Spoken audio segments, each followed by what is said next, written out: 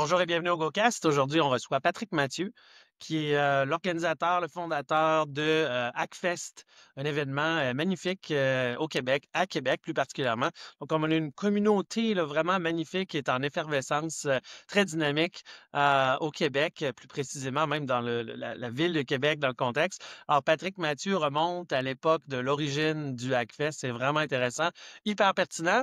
Bonne écoute. Hey, merci d'être venu, Patrick, aujourd'hui. Yes, merci de Ça cool oui, de t'avoir. Je te verse un petit peu de bourbon pour faire passer la discussion. merci. J'aurais trouvé ça honnêtement vraiment bizarre de faire un podcast avec Patrick Mathieu puis de pas avoir un breuvage à la main. Santé. Hey, si ça te dérange pas juste de commencer par te nommer, d'où Ben tu oui. viens, qui tu es. Moi, je te connais, mais nos 300 000 auditeurs, pas encore. Patrick, je suis en cybersécurité depuis une quinzaine d'années. Aujourd'hui, je lead tout ce qui est application et cloud security dans une grande compagnie aux US. Ça fait 3 ans côté Blue Team. Puis avant ça, j'étais plutôt offensif avec tout ce qui est pentest applicatif, Red Team, etc. Puis évidemment, Hackfest, qu'on vient de faire la 16e année. Au Québec, on est rendu à quoi, là, 1600 personnes à peu près. Wow, 16 ans. Ouais, C'est un- ça c'est le pire dans l'histoire, c'est quand tu dis 16 ans, c'est hier, ouais. Ouais, c'est drôle parce que à chaque fois je dis, ça fait 20 ans, je suis en cyber, puis tu sais, comme je rajoute des années des fois. Ça fait bizarre de dire ça fait 20 ans qu'on est là-dedans. Ouais, exact, ça n'a pas rapport, mais Je suis rentré au Hackfest cette année, ah, Kudos, c'est encore une magnifique édition cette année. Je suis rentré, puis j'ai pris mon billet, je me suis retourné, puis je connaissais personne. Je suis donc bien content de connaître personne. Tu sais, ça veut dire que c'est rendu assez gros qu'enfin notre communauté grossit tellement, parce que là, tu sais, je ouais. remonte, là, puis je vais dire un drôle de mot, là, mais le CQSI. Ouais, oui, genre oui, dans le tout à temps, fait, 2010. ouais, on savait qui était qui, tout le monde, c'est tout le temps le même monde Ouais, qui était tout le c'est- temps là, puis là, tu fais des événements, puis bon, pas que c'était pas le fun, là, c'était super, c'est une belle ouais. époque, mais c'était C'était concentré, ouais, ouais, vraiment. c'était fermé pour rien, dans le sens où, tu sais, puis dis-moi si tu as entendu ce même genre de discussion-là, mais moi, on m'a dit, Julien, si tu veux embarquer en cybersécurité, il faut que tu aies fait des mandats en cybersécurité. Ben, Ouais, mais c'est plus le cas aujourd'hui. Ben, là, ça l'a été. Si t'étais pas l'ami de l'ami ou si t'avais pas déjà l'exemple classique, c'est la description de job qui dit si tu veux un rôle junior, si t'as 5 ans d'expérience. Pour avoir 5 ans d'expérience, il te faut 5 ans d'expérience, ça marche pas. non, T'sais. exact. Mais c'était ça pour vrai. Ouais, j'ai demandé à l'époque à la compagnie pour laquelle je travaillais d'aller au SANS Institute. J'ai été donc à l'époque c'était à Vegas. Le on-site était très la mode là. On s'entend les remote personne ne voulait les faire. Fait que j'étais allé à Las Vegas pour faire ma première certification par mon GSEC. Le prof était le seul et unique Ed Skoulis. Monsieur, j'ai une photo de lui qui part, je la retrouve pas. Bref. Mais ça pour dire que félicitations Hackfest. Est-ce que tu peux juste nous guider sur comment ça a parti, comment ça a commencé, ça vient d'où, quelle année? Ouais.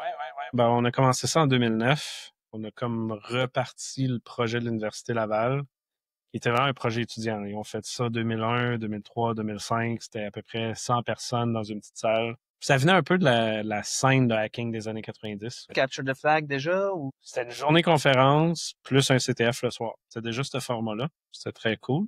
Mais c'était vraiment en bas de 100 personnes. Là. Je pense que le CTF, on devait être 20, là, 40.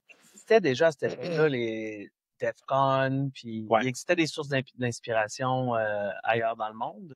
Ouais, exact. DEF CON, puis je pense le CCC en Europe. Il y en avait quelques autres aux US, là, mais pas vraiment beaucoup. Parce que Hackfest, on l'a reparti en 2009. Je pense même les B-Sides ont parti en coin de 2009-2010. Il était quand même beaucoup en avance. C'était très underground. C'était pas la même chose. B-Side, c'est vrai, parce que j'en parlais dans un autre podcast précédent. Un B-Side, c'est né de Jack Daniels. Ouais. Qui était refusé au RSA Conference avec toute une autre gang qui ont décidé de partir le B-Side du RSA Conference. Ouais. Et quand tu es un des meilleurs speakers au monde, tu te fais refuser du RSA Conference. Ça leur a donné c'est hot. Ouais. Puis à partir de là, parce qu'on a redemandé d'avoir le nom pour refaire l'événement, qui était la même chose. Une journée de conférence à CTF le soir, il s'est présenté 175 personnes. Puis évidemment, on a planifié ça en 3 mois.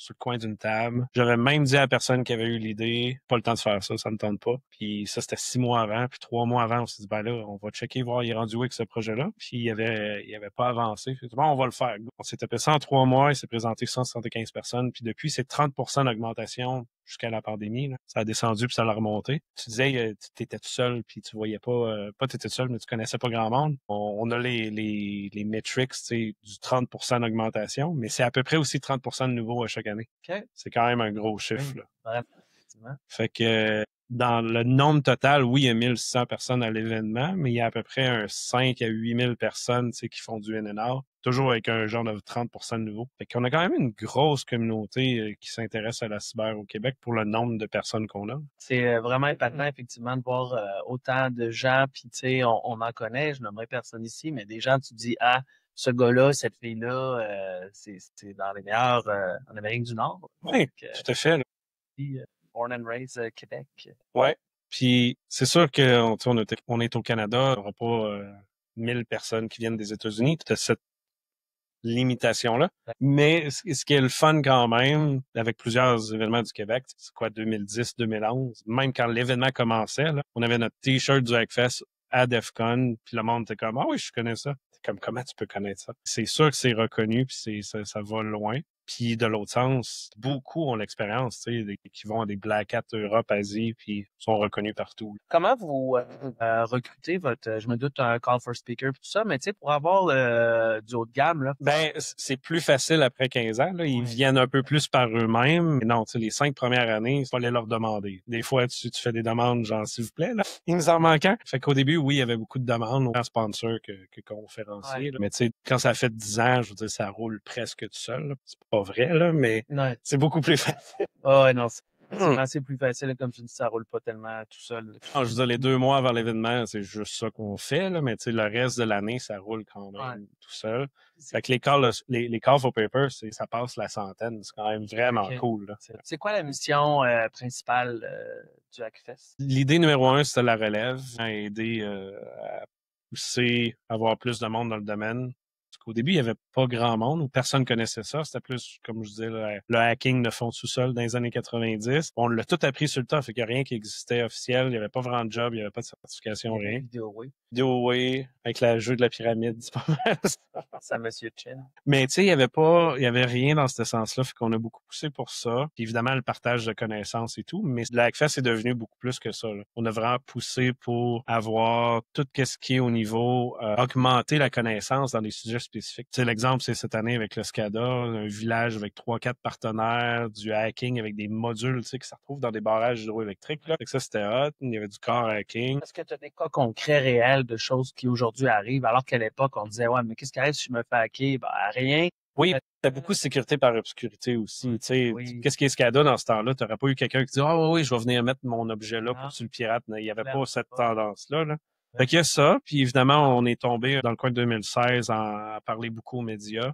Fait qu'il y a tout l'aspect de faire avancer les choses avec les médias, de faire bouger le statu quo avec tout ce qui est MCN, etc. Fait qu'on s'implique beaucoup à ce niveau-là. Tu sais, j'ai été sur le comité de cybersécurité du ministère.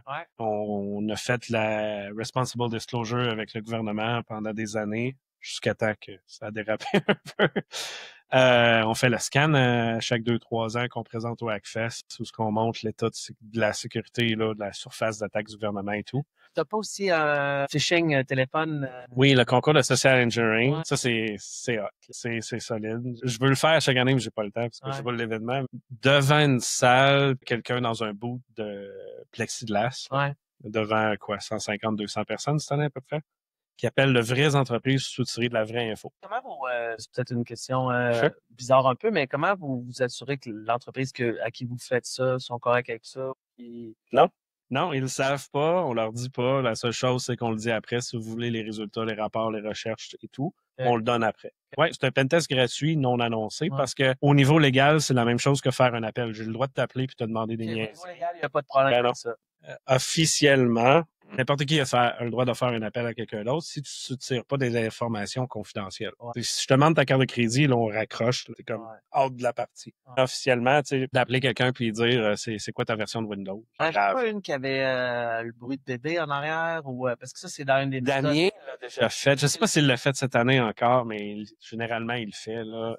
Ça, c'est très drôle. Le bruit de bébé, là, ça met tout le monde de même. Il me semble que cette année, il l'a fait parce qu'il met un bruit dans le background puis il dit arrête de parler, arrête de crier.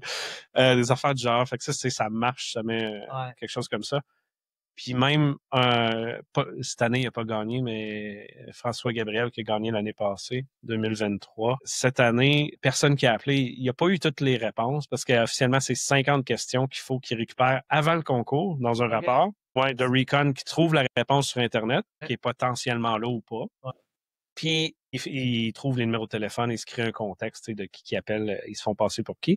Puis, il faut qu'il retrouve les mêmes informations durant l'appel. Puis, cette personne-là, cette année, c'était rendu son meilleur ami, la personne qui a appelé. Ça n'était ridicule. Il parlait de qu'est-ce qu'elle allait faire ce week-end. Puis là, il utilisait, ah ouais, mais là, tu sais, ce week-end, j'ai ça. Puis là, il utilisait cette information-là pour lui dire, donne-moi telle information dans l'entreprise par rapport à ça. Il demandait pas comme ça, mais il faisait référence à, puis il soutirait une liste d'infos de l'entreprise. Puis là, à la fin, c'est « Ah, bon week-end, qu'est-ce que tu vas manger? » Puis là, il s'échangeait à la liste. J'étais comme « Oh my gosh, c'est quelque chose. » Ça va ouvrir une plus longue discussion, mais juste vite, là, avec le chat GPT d'aujourd'hui, là. Ouais. Faire des affaires comme ça, là. Je veux dire, c'est... Et là, on peut pas brûler de punch, là, mais on peut, là, mais c'est là qu'on s'en va avec ça. Ouais. Ça va Est-ce que tu veux négocier ton salaire avec ton boss, tu peux demander à ChatGPT. Les approches, ouais. Tu sais, les projections aussi, tu peux demander à faire des projections, puis on s'entend que, mettons, t'appelles, je sais pas moi, Hydro-Québec ou une compagnie random, tu peux demander à ChatGPT de faire de sortir des données d'eux autres énormément. Ben, tu peux sortir les données, mais à cette heure, tu as la version audio qui peut faire l'appel pour toi. C'est vrai. Fait que ça risque d'être un fun concours l'année prochaine. C'est tout ce que j'avais. Hey, on se laisse sur ce punch-là. Merci infiniment, Patrick, d'être venu. Honnêtement, c'est un grand honneur de t'avoir sur le GoCast. Puis j'espère qu'on pourra avoir une plus longue discussion. Oui, tout à fait. Merci. À bientôt.